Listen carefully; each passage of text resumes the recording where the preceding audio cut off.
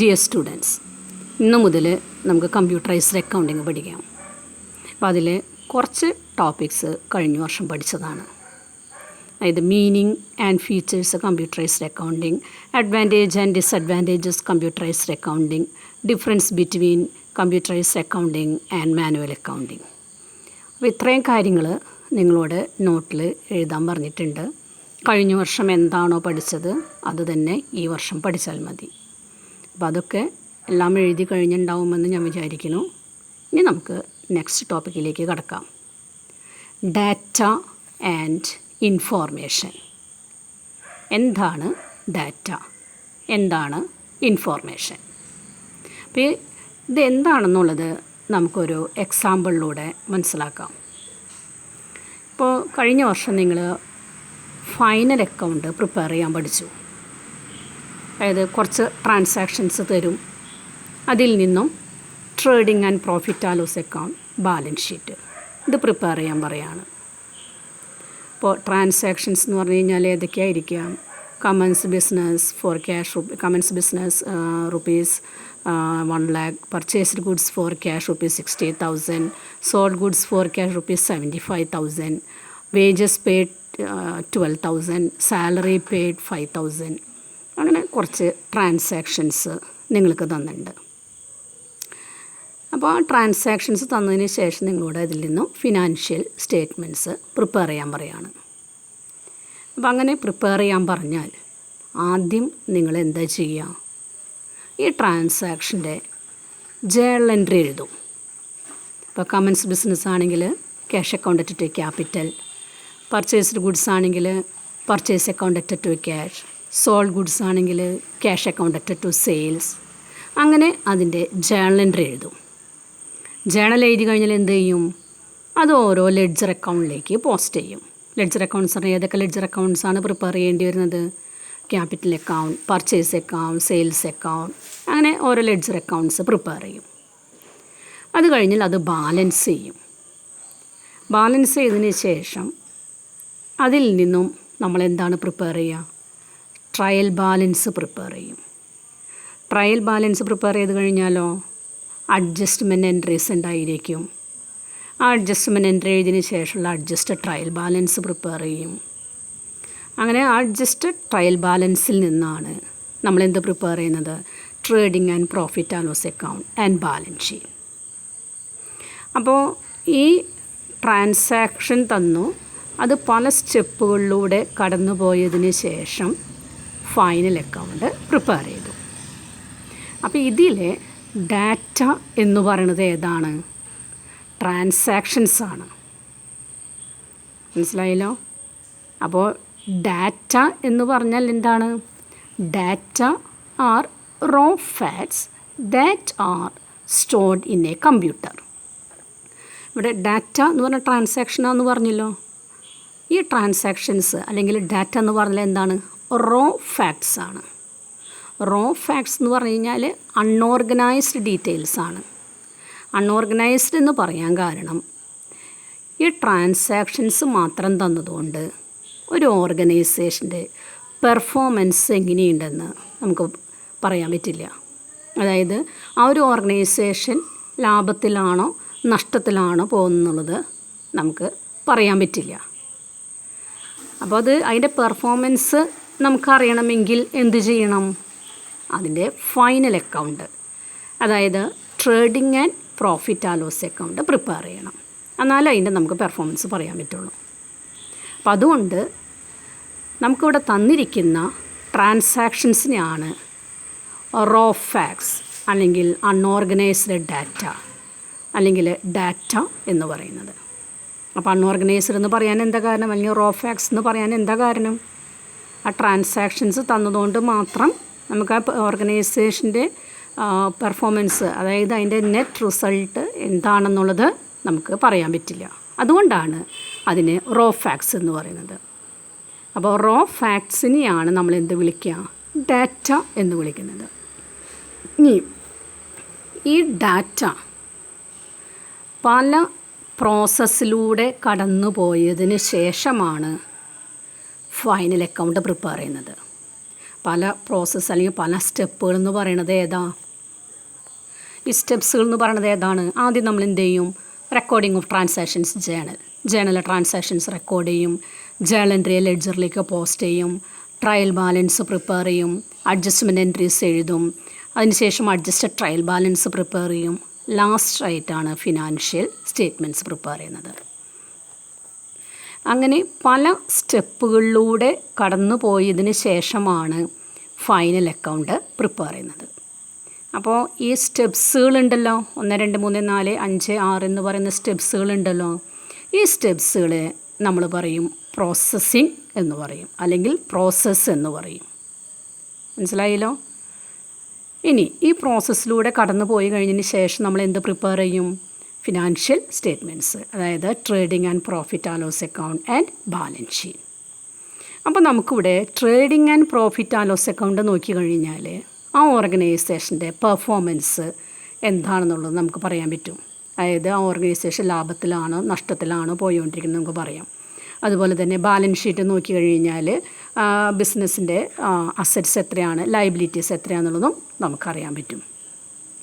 അപ്പോൾ ഇവിടെ വെറുതെ ഒരു ട്രാൻസാക്ഷൻ തന്നതിനേക്കാളുപരി ഫൈനൽ അക്കൗണ്ട് നോക്കി കഴിഞ്ഞാൽ ആ ഓർഗനൈസേഷൻ്റെ പെർഫോമൻസ് എന്താണെന്നുള്ളത് നമുക്ക് പറയാൻ സാധിക്കും.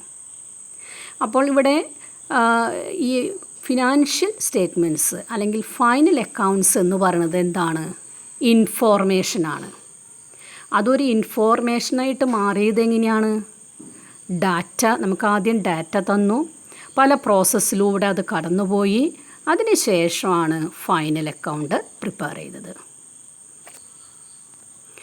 അപ്പോൾ ഇവിടെ ഈ ഫൈനൽ അക്കൗണ്ടിനെ നമ്മൾ എന്താണ് വിളിക്കുക? ഇൻഫോർമേഷൻ എന്നാണ് വിളിക്കുക. എന്തുകൊണ്ടാണ് അതിന് ഇൻഫോർമേഷൻ എന്ന് പറയാൻ എന്താ കാരണം? നമുക്ക് ആ ഫൈനൽ അക്കൗണ്ട് നോക്കി കഴിഞ്ഞാൽ ഓർഗനൈസേഷൻ്റെ പെർഫോമൻസ് എന്താണെന്നുള്ളത് പറയാൻ സാധിക്കും. അതിനനുസരിച്ച് ഫ്യൂച്ചറിൽ നമുക്ക് എന്തെങ്കിലും ഡിസിഷൻസ് എടുക്കാം, എന്തെങ്കിലും മാറ്റങ്ങൾ വരുത്തണോ വേണ്ടേ എന്നുള്ള തീരുമാനങ്ങളൊക്കെ എടുക്കാൻ സാധിക്കും. അതുകൊണ്ടാണ് ഫൈനൽ അക്കൗണ്ട്സിനെ ഇൻഫോർമേഷൻ എന്ന് പറയുന്നത്. അപ്പോൾ ഈ പറഞ്ഞ ട്രാൻസാക്ഷനിൽ തന്നിരിക്കുന്ന ട്രാൻസാക്ഷൻസിനെ നമ്മൾ എന്ത് വിളിക്കും? ഡാറ്റ എന്ന് വിളിക്കും. ഡാറ്റ എന്ന് പറഞ്ഞാൽ എന്താ? റോ ഫാക്ട്സ് അല്ലെങ്കിൽ അൺഓർഗനൈസ്ഡ് ഡാറ്റ എന്ന് പറയും. അൺഓർഗനൈസ്ഡ് എന്ന് പറയാൻ എന്താ കാരണം? ആ ട്രാൻസാക്ഷൻസ് മാത്രം നോക്കിയതുകൊണ്ട് നമുക്ക് ആ ഓർഗനൈസേഷൻ്റെ പെർഫോമൻസ് എന്താണെന്നുള്ളത് പറയാനായിട്ട് സാധിക്കില്ല. അതുകൊണ്ടാണ് അതിനെ അൺഓർഗനൈസ്ഡ് ഡാറ്റ എന്ന് പറയുന്നത്. ഇനി പല സ്റ്റെപ്പുകളിലൂടെ കടന്നു പോയതിന് ശേഷമാണ് ഫൈനൽ അക്കൗണ്ട് പ്രിപ്പയർ ചെയ്യുന്നത്. അപ്പോൾ ആ സ്റ്റെപ്സുകളിലൂടെ കടന്നു പോകുന്നതിന് നമ്മൾ എന്ത് വിളിക്കും? പ്രോസസ്സിങ് എന്ന് വിളിക്കും. അങ്ങനെ പല സ്റ്റെപ്പുകളിലൂടെ കടന്നു പോയതിന് ശേഷം അതെന്തായിട്ട് മാറും? ഇൻഫോർമേഷനായിട്ട് മാറും. അപ്പോൾ ഇൻഫോർമേഷൻ്റെ പ്രത്യേകത എന്താണ്? ആ ഇൻഫോർമേഷൻ നോക്കി കഴിഞ്ഞാൽ ഓർഗനൈസേഷൻ എന്താണെന്നുള്ളത്, ഓർഗനൈസേഷനെ കുറിച്ച് നമുക്ക് കൃത്യമായി പറയാൻ സാധിക്കും. അപ്പോൾ തന്നിരിക്കുന്ന ട്രാൻസാക്ഷനെ ഡാറ്റ എന്ന് പറയും, പല സ്റ്റെപ്പുകളിലൂടെ കടന്നു പോകുന്നതിനെ പ്രോസസ്സിങ് എന്ന് പറയും, നമ്മൾ പ്രിപ്പയർ ചെയ്ത ഫൈനൽ അക്കൗണ്ട്സിനെ ഇൻഫോർമേഷൻ എന്ന് പറയും. അപ്പോൾ ഇവിടെ നിങ്ങൾക്ക് ഡാറ്റ എന്താണ്, ഇൻഫോർമേഷൻ എന്താണെന്നുള്ളത് മനസ്സിലായി കാണുമെന്ന് വിചാരിക്കണം. ഇനി ഇവിടെ എഴുതിയിരിക്കുന്ന കാര്യങ്ങൾ നോക്കാം. Data are raw facts that are stored in a computer. അതായത് ഒരു കമ്പ്യൂട്ടറിൽ സ്റ്റോർ ചെയ്ത് വെച്ചിരിക്കുന്ന റോ ഫാക്ട്സിനെയാണ് ഡാറ്റ എന്ന് പറയുന്നത്. റോ എന്ന് പറഞ്ഞാൽ എന്താ? അസംസ്കൃതം. നമ്മൾ റോ മെറ്റീരിയൽ എന്നൊക്കെ പറയാറുണ്ട്. റോ മെറ്റീരിയൽ എന്ന് പറഞ്ഞാൽ എന്താ? അസംസ്കൃത വസ്തുക്കളാണ്. ഒരു ഫിനിഷ്ഡ് പ്രൊഡക്റ്റ് ഉണ്ടാക്കാൻ ഉപയോഗിക്കുന്ന മെറ്റീരിയൽസിനെയാണ്, അസംസ്കൃത വസ്തുക്കളെയാണ് റോ മെറ്റീരിയൽ എന്ന് പറയുന്നത്. ഇവിടെ അതേപോലെ തന്നെ ഇവിടെ മെറ്റീരിയലിന് നമുക്ക് മുഴുവനായി വേണമെങ്കിൽ പറയുകയൊക്കെ ചെയ്യാൻ കുഴപ്പമൊന്നുമില്ല. അതായത് ഒരു റിപ്പോർട്ട് തയ്യാറാക്കാൻ വേണ്ടി നമുക്ക് തന്നിരിക്കുന്ന ഡീറ്റെയിൽസിനെയാണ് റോ ഫാക്ട്സ് എന്ന് പറയുന്നത്. It needs to be processed. അപ്പോൾ ആ ഡാറ്റ മീനിങ് ഫുൾ ആവണമെങ്കിൽ എന്ത് ചെയ്യണം? പ്രോസസ്സ് ചെയ്യണം. അങ്ങനെ തന്നെയാണല്ലോ പ്രൊഡക്റ്റിൻ്റെ കാര്യത്തിലും ചെയ്യുക. ഒരു റോ മെറ്റീരിയൽ ഫിനിഷ്ഡ് പ്രൊഡക്റ്റായിട്ട് മാറുന്നത് എങ്ങനെയാണ്? പല സ്റ്റെപ്പുകളിലൂടെ, പല പ്രോസസ്സിങ് കഴിഞ്ഞതിന് ശേഷമാണ് അതൊരു ഫിനിഷ്ഡ് പ്രൊഡക്റ്റായിട്ട് മാറുന്നത്. അതേപോലെ തന്നെയാണ് ഒരു ഡാറ്റ ഇൻഫോർമേഷനായിട്ട് മാറുന്നത്. When data processed it becomes information. അപ്പോൾ ഡാറ്റ പ്രോസസ്സ് ചെയ്ത് കഴിഞ്ഞാൽ പല സ്റ്റെപ്പുകളിലൂടെ കടന്നു പോയി കഴിഞ്ഞാൽ അതെന്തായിട്ട് മാറും? ഇൻഫോർമേഷനായിട്ട് മാറും. അപ്പോൾ ഇവിടെ നോക്കി വയ്ക്കാൻ, ഡാറ്റ, നമുക്ക് ഡാറ്റ തന്നു, അതിനെ പ്രോസസ്സ് ചെയ്ത് കഴിയുമ്പോൾ അതെന്തായിട്ട് മാറും? ഇൻഫോർമേഷനായിട്ട് മാറും. അപ്പോൾ ഡാറ്റ എന്ന് പറഞ്ഞാൽ എന്താ? Data are raw facts that are stored in a computer. It needs to be processed. When data processed it becomes information. ഇനി ഡാറ്റയും ഇൻഫോർമേഷനും തമ്മിലുള്ള ഡിഫറൻസ് നോക്കാം. അപ്പോൾ നമ്മളതിൻ്റെ മീനിങ് ഒക്കെ പഠിച്ചല്ലോ. അപ്പോൾ അതിൽ നിന്ന് നമുക്ക് ഡിഫറൻസ് പറയാൻ ബുദ്ധിമുട്ടൊന്നുമില്ല. 3 പോയിൻ്റുകൾ ബേസ് ചെയ്തുകൊണ്ടാണ് ഇവിടെ ഡിഫറൻസ് പറഞ്ഞിരിക്കുന്നത്. Meaning, position, decision making. Meaning നമ്മൾ നേരത്തെ പറഞ്ഞത് തന്നെ. ഡാറ്റ എന്ന് പറഞ്ഞാൽ എന്താ? It is raw facts and useless until it is processed. അതായത് അത് പ്രോസസ്സ് ചെയ്യുന്നത് വരെ നമുക്കത് യൂസ്ലെസ് ആണ്, അതുകൊണ്ട് ഒരു ഉപയോഗമില്ല എന്ന്. അതായത് അത് നമുക്ക് തന്നു കഴിഞ്ഞാൽ ഓർഗനൈസേഷന് പ്രോഫിറ്റാണോ ലോസ് ആണോ എന്ന് നമുക്കൊന്നും പറയാൻ പറ്റില്ലല്ലോ. അതുകൊണ്ടാണ് അതിനെ യൂസ്ലെസ് എന്ന് പറയുന്നത്. ഈ ഇൻഫോർമേഷൻ നോക്കുക. When data is processed it becomes information. അപ്പോൾ ഡാറ്റ പ്രോസസ്സ് ചെയ്ത് കഴിഞ്ഞപ്പോൾ നമുക്ക് എന്ത് ചെയ്യാൻ പറ്റുന്നുണ്ട്? ആ ഓർഗനൈസേഷൻ്റെ റിസൾട്ട്, അതായത് നെറ്റ് പ്രോഫിറ്റ് ആണ് നെറ്റ് ലോസ് ആണോ നമുക്ക് പറയാൻ സാധിക്കും, കൃത്യമായിട്ട് പറയാൻ സാധിക്കും. അപ്പോൾ അതെന്തായിട്ട് മാറും? ഇൻഫോർമേഷനായിട്ട് മാറും. Second one, position. ഡാറ്റയുടെ സ്ഥാനം എന്താ? ഇവിടെ ഡാറ്റ എന്തായിട്ടാണ് ആക്ട് ചെയ്യുന്നത്? Act as input.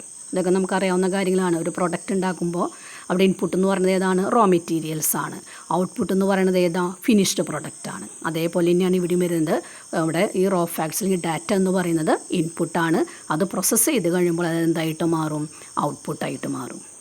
Third one, decision making. It is not useful for making decision. ശരി തന്നെയല്ലേ?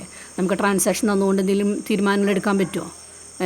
ഭാവിയിൽ എത്രത്തോളം പർച്ചേസ് വേണം, എത്രത്തോളം എക്സ്പെൻസസ് കുറയ്ക്കണം, അല്ലെങ്കിൽ എത്രത്തോളം ഇൻകം കൂട്ടണം, അല്ലെങ്കിൽ സെയിൽസ് എങ്ങനെ കൂട്ടാം, ഈ കാര്യങ്ങൾ തീരുമാനിക്കാനായിട്ട് നമുക്ക് സാധിക്കുമോ? ഇല്ല. നമുക്കതിൽ ഒരു പ്രോസസ്സ് ചെയ്ത് ഒരു ഫൈനൽ അക്കൗണ്ട് പ്രിപ്പയർ ചെയ്ത് വരുമ്പോഴാണ് നമുക്ക് മനസ്സിലാവുള്ളൂ എവിടെയാണ് ചിലവ് കൂടുതൽ വന്നിരിക്കുന്നത്, ഇൻകം എങ്ങനെയാണ് കൂട്ടേണ്ടത്. ഇതൊക്കെ നമുക്ക് തീരുമാനിക്കാനായിട്ട് ഫൈനൽ അക്കൗണ്ട് നോക്കിയാലേ പറയാൻ സാധിക്കുള്ളൂ. അപ്പോൾ ഡാറ്റ തന്നതുകൊണ്ട് മാത്രം തീരുമാനങ്ങൾ നടത്താനായിട്ട് നമുക്ക് സാധിക്കില്ല. Information, it is useful for making decisions. അപ്പോൾ trading and profit loss account നോക്കിക്കഴിഞ്ഞാൽ, അല്ലെങ്കിൽ ബാലൻസ് ഷീറ്റ് നോക്കിക്കഴിഞ്ഞാൽ നമുക്ക് ഭാവിയിലേക്കുള്ള കാര്യങ്ങൾ തീരുമാനിക്കാൻ സാധിക്കും. അപ്പോൾ ഡാറ്റയും ഇൻഫോർമേഷൻ തമ്മിലുള്ള ഡിഫറൻസ് മനസ്സിലായി കാണുമെന്ന് വിചാരിക്കുന്നു. ഏതൊക്കെ പോയിൻറ്റ്സിനെ ബേസ് ചെയ്തുകൊണ്ടാണ് ഇവിടെ വന്നിരിക്കുന്നത്? Meaning, position, decision making. ഇനി അക്കൗണ്ടിങ് സൈക്കിൾ എന്താണെന്ന് നോക്കാം. ഇതൊന്നും പ്രത്യേകിച്ച് പറയേണ്ട കാര്യമില്ല, നേരത്തെ പറഞ്ഞ കാര്യങ്ങൾ തന്നെ. അതായത് നമുക്ക് ട്രാൻസാക്ഷൻസ് തന്നു, പല പ്രോസസ്സിലൂടെ കടന്നു പോയതിന് ശേഷം അതെന്തായിട്ട് മാറി? ഇൻഫോർമേഷനായിട്ട് മാറി. അപ്പോൾ അവിടെ ഡാറ്റ ഇൻഫോർമേഷനായി മാറണമെങ്കിൽ പല സ്റ്റെപ്പുകളിലൂടെ കടന്നു പോകണം. ആ സ്റ്റെപ്സുകളെയാണ് നമ്മളെന്ത് വിളിക്കുക? അക്കൗണ്ടിങ് സൈക്കിൾ എന്ന് പറയുന്നത്. ആ സ്റ്റെപ്സ് എങ്ങനെയാണ്? അതിങ്ങനെ കണ്ടിന്യൂ ചെയ്തുകൊണ്ടിരിക്കും, റൊട്ടേറ്റ് ചെയ്തുകൊണ്ടിരിക്കും. അതുകൊണ്ടാണ് അതിനെന്ത് വിളിക്കുന്നത്? അക്കൗണ്ടിങ് സൈക്കിൾ എന്ന് പറയുന്നത്. ഇപ്പോൾ ഇവിടെ നോക്കി വയ്ക്കാൻ, ഈ അക്കൗണ്ടിങ് സൈക്കിൾ എന്ന് പറഞ്ഞു കഴിഞ്ഞാൽ ആദ്യം analyse business transaction, journalise transaction, post to ledger accounts, prepare trial balance, make adjustment entries, adjust trial balance, prepare financial statements. അങ്ങനെ ഈ ട്രാൻസാക്ഷൻ വീണ്ടും എന്ത് ചെയ്തുകൊണ്ടിരിക്കും? കണ്ടിന്യൂ ചെയ്തുകൊണ്ടിരിക്കും. ഫിനാൻഷ്യൽ സ്റ്റേറ്റ്മെൻറ്റ്സ് പ്രിപ്പയർ ചെയ്ത് കഴിഞ്ഞാൽ വീണ്ടും എന്ത് ചെയ്യും?